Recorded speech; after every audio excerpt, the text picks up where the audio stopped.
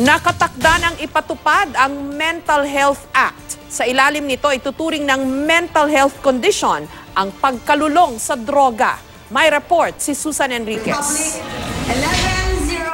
Pinirmahan na ni Health Secretary Francisco Duque III ang Implementing Rules and Regulation ng Republic Act 11036 o ang Mental Health Act. Sa ilalim nito, ang mental health ay masasama na sa General Healthcare System at mapapasailalim sa PhilHealth. Ibig sabihin, kasama na ang check-up, gamot at confinement sa ospital sa subsidy ng National Insurance System. Mas maraming serbisyong maibibigay sa mga nangangailangan na may mga mental health disorder at malilibre natin ito, yung mga kanilang mga gamot dahil ito naman ay may gamot. Higit pa dito, inaatasan ng mga regional, provincial, maging mga pribadong ospital at mga community-based health center na magkaroon ng mga unit na tutugon sa mental health.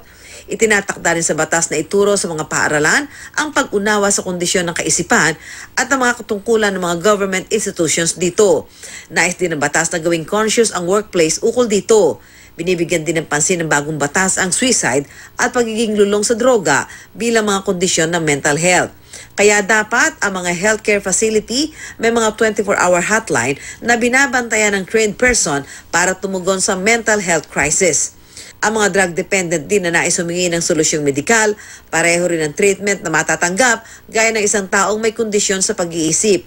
Patuloy ang pagtaas ng bilang ng mga mental health conditions sa buong mundo. Sa Pilipinas, mahigit 3 milyong Pilipino ang nakakaranas ng iba't ibang kondisyon sa pag-iisip. Ang pondo sa Philippine Mental Health Act, posibleng kunin sa sin taxes. Pag ganitong pinalalawig natin ang serbisyo, yung pondo para dito ay mahalagang aspeto sa pagsasakatuparan ng batas either by way of additional sin taxes from tobacco and alcohol. Susan Enriquez, GMA News.